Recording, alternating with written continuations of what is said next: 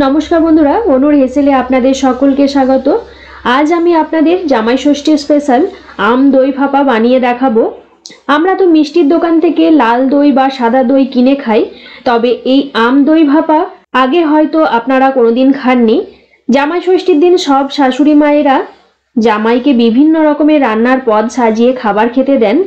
सेई खाबारेर मध्ये जोदि एई आम दई भापा थाके ताहले केमन हय बोलुन तो।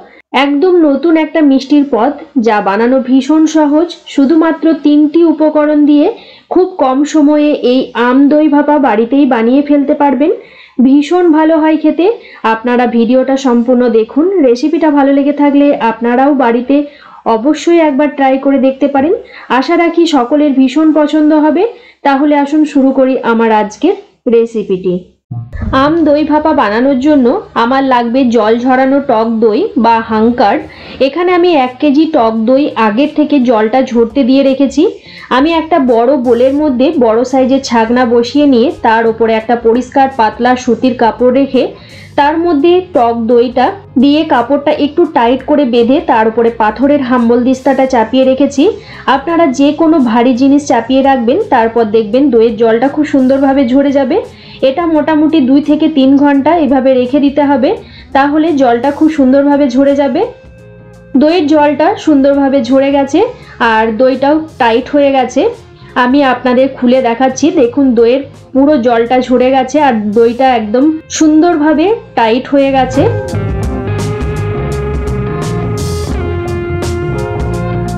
এবার এই দইটাকে আমি একটা বড় বোলের মধ্যে নিয়ে নিচ্ছি।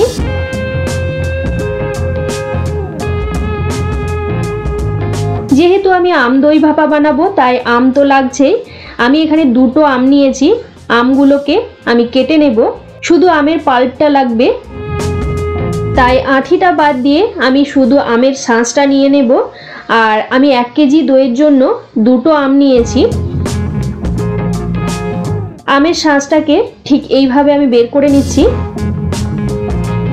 এই রকম আরো নতুনত্ব রেসিপি দেখবার জন্য আমার চ্যানেলটা সাবস্ক্রাইব করা না থাকলে সাবস্ক্রাইব করে দিন আর পাশের বেল নোটিফিকেশনটা প্রেস করে রাখবেন।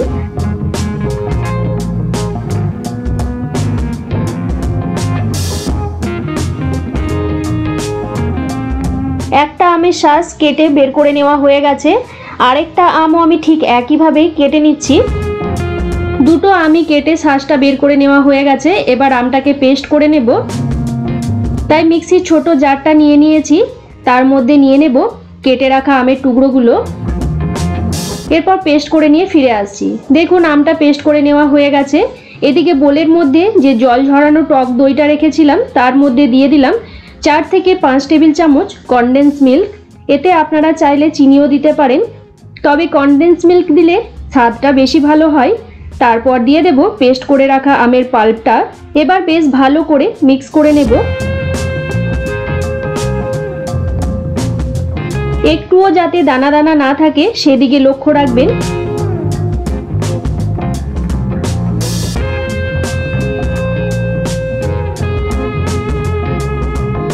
মিশ্রণটা খুব সুন্দরভাবে তৈরি করে নেওয়া হয়ে গেছে। দেখুন একটুও দানা দানা নেই। এখানে আমি একটা কেক টিন নিয়ে নিয়েছি। আপনারা চাইলে ঘরে যে কোনো স্টিল কিংবা অ্যালুমিনিয়ামের বাটিতে করতে পারেন এই দই ভাপাটা। আমার বাড়িতে যেহেতু কেক টিনটা ছিল তাই এই কেক টিনের মধ্যেই দইটা ভাপাবো। কেক টিনের নিচে আমি একটা বাটার পেপার গোল করে কেটে নিয়ে বসিয়ে নিলাম, যাতে দইটা ভাপানোর পর বের করতে সুবিধা হয়। তারপর এই কেক টিনের মধ্যে ঢেলে দেব যে দই, আম আর কনডেন্স মিল্কের মিশ্রণটা তৈরি করেছিলাম সেই মিশ্রণটা কেক টিনের মধ্যে ঢেলে নেওয়ার পর একটা চামচের সাহায্যে আমি চারপাশটা সমান করে নিচ্ছি।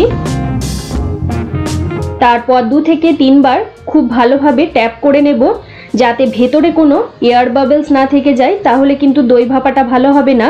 ট্যাপ করে নেওয়ার পর আবারও চামচ দিয়ে একবার ভালোভাবে চারপাশটা সমান করে নিচ্ছি। সুন্দরভাবে সেট করে নেওয়া হয়ে গেছে।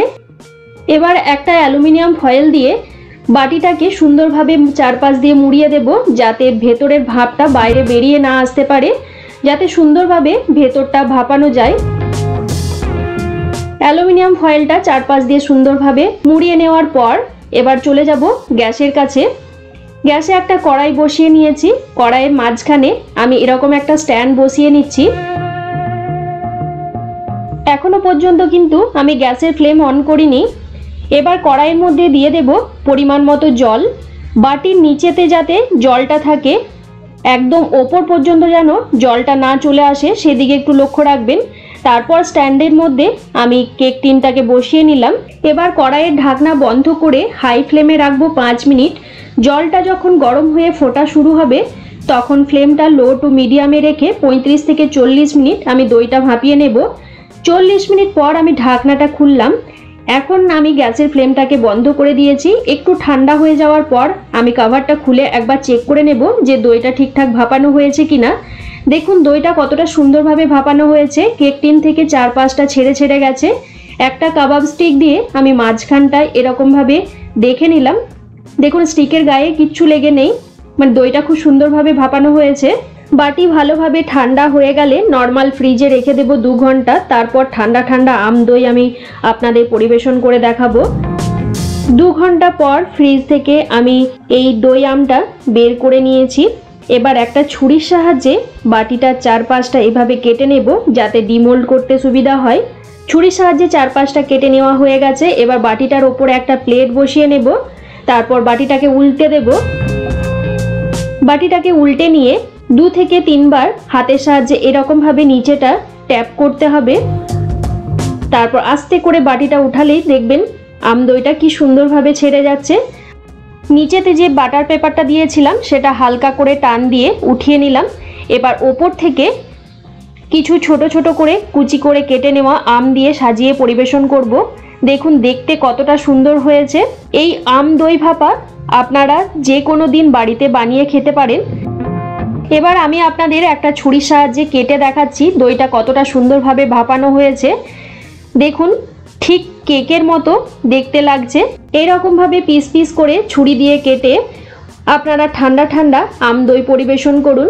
আমার আজকের আম দই ভাপার রেসিপি কেমন লাগলো অবশ্যই কমেন্ট করে জানাবেন। একটা লাইক করবেন। আপনারা আপনাদের বন্ধুদের সাথে রেসিপিটা শেয়ার করুন। আর যারা যারা ফেসবুক বা ইনস্টাগ্রাম থেকে ভিডিওটা দেখছেন তারা অনুর হেসেল পেজটাকে ফলো করে দেবেন।